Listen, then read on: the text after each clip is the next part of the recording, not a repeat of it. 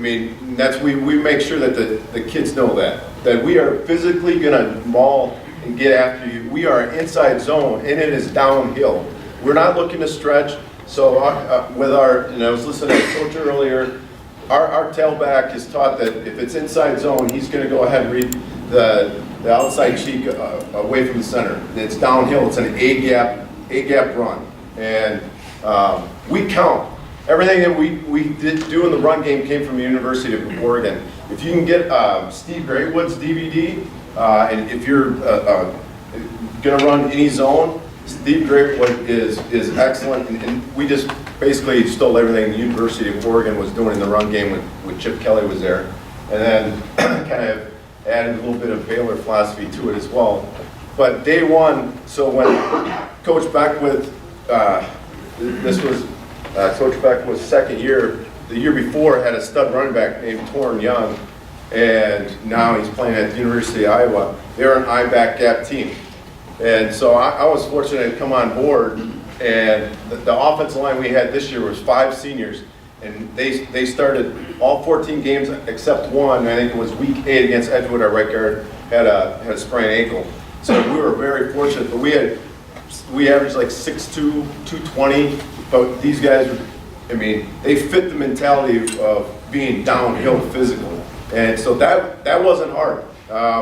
But we count, to go back with University of Oregon, we used to go, everything was just covered on covered, and then came across the article. Now everyone has seen the count, and Tim can draw it up. But so the low gap, A gap defender is who we identify as 0. Center is responsible, that's your main responsibility is 0. Then the play side guard has 1, play side tackle is 2, and tight end to that side, then he's working at 3.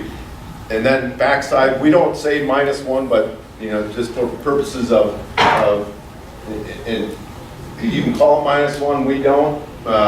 You've seen it, I'm sure, but you got 1, 2, and the backside is our, in this case, our backside, we're reading the backside DN.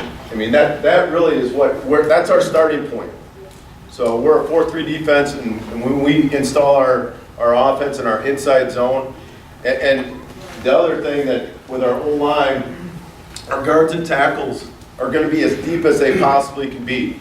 And at times, coaches, you can hear coaches on the other sideline saying they don't have enough men on. We're going to take as much as we can. So if defenses are stunting or twisting or blitzing, it allows us time to react. And we've done it with like 3-foot splits. We've done it in 2012 was the biggest O-line that I've ever coached. We averaged 6'4", 265 pounds across the board. And we made it to the semifinals, and we show up and we thought we were big, and then Captain Memorial showed up and said, no, you're not. And they were that year like 6'5", 285, and I'm not kidding. That's how they made us look tiny. But that year we had 18-inch splits, and we had a back that was like my size, but had just huge thighs and was a bowling ball, and we just mashed people up front and ran downhill. So, but our starting point is 2-foot splits, and everything is like, and then we call them, and we distill this from Oregon. Depending on the play, and depending on who we're reading, we use smart splits. So at times on the backside, if that backside tackle, if you want, if he can go ahead and cheat and wind that backside tackle to wind that read so the QB gets a little bit longer to read that, then we'll go ahead and do that as well. And then, that is what we hang our hat on, and also we tell our guys, if we just get a hat, now we want to be physical, but the big thing is our back is going to bring the backers to us, but we want a hat on a hat mentality. So in this year, inside zone, I think we were just talking, we had 89% of our runs. Basically, yeah, 89% of our runs this year was zone-based. This stat on here is just inside zone right here where we're reading DN. We ran that many times with the RPO attached to it, whether it was a bubble screen, screen out to number 1 or number 2. And you can just kind of see, going through the pass game, the reason why we do it, easy throws, right? Obviously, easy completion, high percentage. We had a lot of completions for 7 yards per attempt. We talk about attempt rather than, per completion, because you're going to have 0-yard gain. 7-yard complete or 7-yard attempt is a 7-yard rush average. So when we're looking at it that way, we obviously have 10 incompletions, but those are 10 0-yard run plays. So 7 yards carry, 6 yards carry, basically is the way we look at it. So we're getting positive yards on easy throws. Obviously, with the different RPOs that we use, it allows us to control the box, get less guys in the box with whether it's a safety or outside backer, we can control that, gets us out of bad plays. And lastly, we get the chalk last. So no matter what the D is doing, we have the answer to whatever they're doing, where we're going to be successful on each run play with an RPO attached to it. Okay, just kind of a little breakdown of practice. This year we went back, going to MG, we were 1 platoon. The 2 previous years before that we were 2 platoon, and before that we were 1 platoon. So our practices, obviously from going from 2 platoon to 1 platoon, things got scaled back.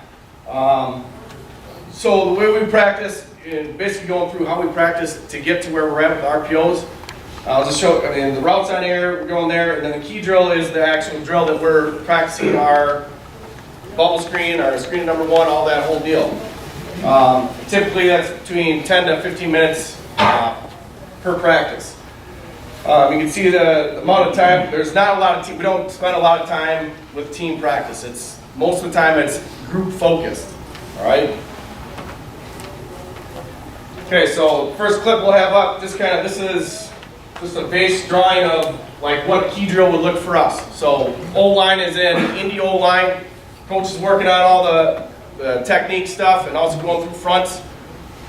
So when we're working together with all the skill guys, we have obviously guys on defense that just line up in that defense of the week, whoever we're facing.